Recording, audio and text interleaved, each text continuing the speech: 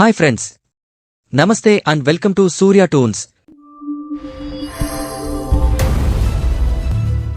ఠాగూర్ సినిమాలో మనిషి చనిపోయాక శవానికి కూడా ట్రీట్మెంట్ ఇచ్చి లక్షల్లో ఫీజు దండుకున్న సీన్ గుర్తుంది కదా.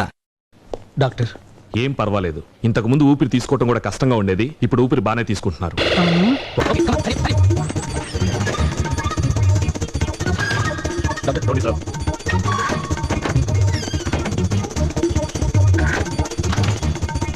ఏంటయ్యా శవాన్ని పట్టుకుని ఇంత హడావుడి చేస్తున్నారు? ఇప్పుడు డాక్టర్ బయటకు వచ్చి దీనంగా మొహం పెట్టి కళ్ళజోడు తీస్తూ సారీ మేము చాలా ట్రై చేశాం కానీ మీ అన్నయ్య చనిపోయాడు అని అంటాడు. చూడు,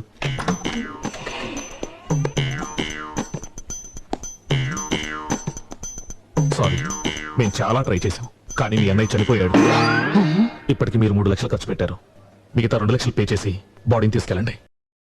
అలాగే బయట మంచి ఆరోగ్యంగా ఉన్నవారు కూడా ఒక్కసారి హాస్పిటల్కి పోతే గుండెపోటు పేరుతో భయపెట్టి డాక్టర్లు ఎలా డబ్బులు దోచుకుంటారో చెప్పే ఈ డాక్టర్ గారి కామెడీ వినండి. గుండెలో చురుక్కని వచ్చాడు ఒకడు, వాడు గుండె దెబ్బ అనుకొని భయపడి వచ్చాడు. హార్ట్ పెయిన్ అది యాంజైనా కానీ, హార్ట్ అటాక్, కార్డియాక్ ఇన్ఫెక్షన్ కానీ చురుక్కని నొప్పి రాదు, ఫండమెంటల్ అది. వాడికి భయం పేషెంట్కి. ఇదివరకైతే మామూలు డాక్టర్ల దగ్గరికి వచ్చేవాళ్ళు, ఇప్పుడు అటు రావడం డైరెక్ట్ కార్డియాలజిస్ట్, సూపర్ స్పెషలిస్టు. ఆయన దగ్గరికి పోయినాక 100 మంది అటు చురుగ్గాలు వచ్చారనుకో, అందులో ఒకటికి నిజంగానే గుండె జబ్బు ఉందనుకో, వాడు మిస్ అయ్యి వాడు చచ్చిపోతే ఈ డాక్టర్కి అంతా బదనాం వస్తుంది. అందుకని ఎవరు మిస్ కాకూడదంటే అందరికీ అన్ని పరీక్షలు చేయించాలా.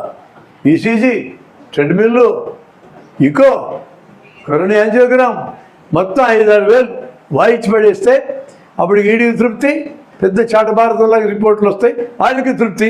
బర్నింగ్ అన్న రావాలి, ప్రెషర్ పెట్టినట్టు రావాలి, బిగదీసినట్టు గ్రిప్పింగ్ అన్న రావాలి. ఈ 3 రకాలుగానే గుండె నొప్పి వస్తుంది, ఇంకో రకంగా రాదు. పాయింటెడ్గా అడుగుతామని అడిగిన తర్వాత నొప్పి ఎక్కడ అంట, ఇట్లా చేయి పెడితే గుండె నొప్పి, ఇట్లా ఏళ్ళు పెట్టి ఒక్క చోట నొప్పి అంటే అది గుండె నొప్పి కాదు. నువ్వు ఒక ఏళ్ళతో చూపిస్తాను అడుగుతాను నేను. సింపుల్ మెథడ్స్ ఇవి. ఇటు ఎత్తుకి ఇక్కడ సార్ అంటాడు, నేను కూడా నొప్పి చూస్తా, అవును నొప్పి సార్ అంటాడు, ఇది గుండె జబ్బు కాదు, నువ్వు ఇంటికి బాగుంటా.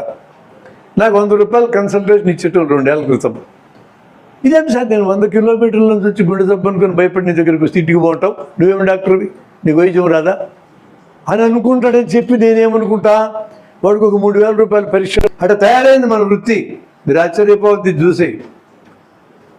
వాడికి అంత డబ్బులు ఖర్చు పెట్టి చాలా పని ఏముందండి. Our people, our Indian people, మన పేదోళ్ళు, మన మధ్యతరగతి వాళ్ళ డబ్బులు అంతా మనం ఎందుకు గజేయాలా?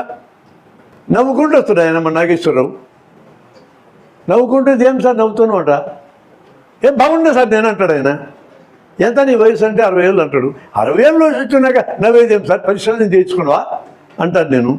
నాకెందుకు సార్ పరీక్షలు బాగున్నాయి కదా అంటాడు ఆయన. అట్టాను కూడా సార్, 60 ఏళ్ళు దాటి అన్ని పరీక్షలు చేయించుకోవాలంటాడు నేను. పోతాడు, పోయి ఈసీజీ తీసుకుంటాడు, రక్త పరీక్షలు చేయించుకుంటాడు. ఆ ఈసీజీ ఇంత ఉడుగు వస్తుంది రీల్లాగా, అది తీసుకొని చూపించగానే నేను చూస్తా, కొంచెం అనుమానం ఉంది అంట. మరి ఏం చేయాలి సార్ అంటాడు. కార్డియాలజిస్ట్ దగ్గరికి వెళ్ళండి, ఆశ్రమ్ కాలేజ్కి, లేకపోతే బయట ప్రైవేట్గా అంట. కార్డియాలజిస్ట్ దగ్గర పోయినాక ఆయన ఏం చేస్తాడు, మళ్ళీ ఈసీజీ తీస్తాడు. నిన్ననే కదా సార్ తీసుకున్న ఈసీజీ అని అంటే, నిన్నటి ఈసీజీలో నీ గుండె యొక్క నిన్నటి పరిస్థితి తెలుస్తుంది, ఈరోజు పరిస్థితి తెలియాలంటే మళ్ళీ తీయాలి కదా. ఏముంది అందులో తేడా, కరెక్టే కదా ఆయన చెప్పింది. మళ్ళీ ఈసీజీ, మళ్ళీ 100 రూపాయలు ఖతం. ఇప్పుడు ఈయన అనుమానం తీరదు.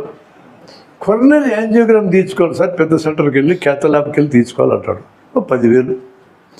ఆ ల్యాబ్లో క్యాథ్ ల్యాబ్లో చేసిన ఆయన ఏమంటాడు, ఆయన పెద్ద కార్డియాలజిస్టు. నీకు గుండెకి రక్తం సప్లై చేసిన 2 రక్తనాళాల్లో ఒక రక్తనాళం పూడింది అంటాడు. ఎంత సార్ అంటాడు ఈయన. 40% పూడింది అంటాడు ఆయన. టీచర్ అందులో 35 అంటే పాసు, 34 అంటే ఫెయిలు. అట్లాంటి 40 అంటే భయపడరా? 40 40 అంటాడు ఈయన. 40 అంటాడు ఈయన. మేకల తిన్న పిల్లాక ప్రశాంతంగా కూర్చుంటాడు మా డాక్టర్ కూడా. మరి ఏం చేయాలి సార్ అంటాడు ఈయన. చూడండి, 4 రోజులు నాకు ఎట్లున్నాడు ఆయన, చిరునవ్వు నవ్వుతూ నా దగ్గరికి వచ్చాడు. ఇప్పుడు మరి ఎట్లా అంటే ఎడల్పి చేయించుకో అన్న, ఎడల్పి చేయించుకో పీటీసీఏ.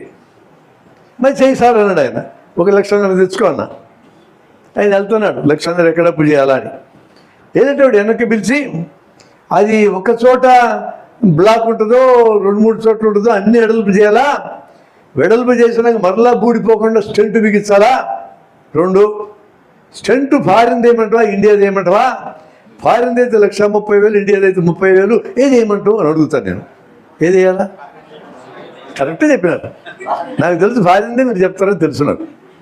ఫారిన్ సార్ అయితే ఇంత ఖర్చు అప్పు తెచ్చుకుంటా అంటాడు. మొత్తం 6 లక్షలకి టెండర్. ఫారిన్ స్టెంట్కి ఇండియా స్టెంట్కి తేడా ఏమీ ఉండదని నాకు తెలుసు. నేను ఎందుకు చెప్తా? అట్లా మారిందండి కార్పొరేటైజేషన్ ఆఫ్ మెడిసిన్. మీరు డాక్టర్లు కాబోతున్నారు, ఈ కార్పొరేట్ దొంగలకు సేవ చేయకండి. మందుల కంపెనీలు కార్పొరేట్లు అయినాయి, ఆపరేషన్ సామగ్రి చేసే జాన్సన్ కంపెనీ లాంటి కార్పొరేట్లు అయినాయి, పరీక్షా సాధనాలు తయారు చేసేటువంటి కార్పొరేట్లుగా మారారు. వీళ్ళు ముగ్గురు మారినాక ఈ ముగ్గురికి అనుసంధానం ఇన్సూరెన్స్ పరిశ్రమ కార్పొరేట్గా మారింది. ఈరోజు ప్రపంచంలో ఆయుధాల పరిశ్రమ తర్వాత అతిపెద్ద పరిశ్రమ వైద్య పరిశ్రమ, థర్డ్ అతిపెద్ద పరిశ్రమ మంచినీళ్ళ పరిశ్రమ. మంచినీళ్ళు కూడా పరిశ్రమ కింద మారింది. వీళ్ళందరినీ మేపడానికి మనం ఉన్నామా? మనకు విలువ లేదా? మన జనానికి వైద్యం అవసరం లేదని ఎందుకు చెప్పలేము మనం? మేము నిర్ణయించుకుని వాడు చెప్పాలని అటువంటి డాక్టర్లను నేను తరఫేదిస్తున్నా. అయినా మనం బతకగలం. జనానికి మనం నేర్పిద్దాం. అరే నీకు వైద్యానికి ఈ పరీక్షలు నక్కర్లేదు, ఈ మందులు నక్కర్లేదు చెప్పినందుకు నాకు ఫీజు ఇచ్చి బతికించుకో, మీ డబ్బు నేను మిగిలిస్తా.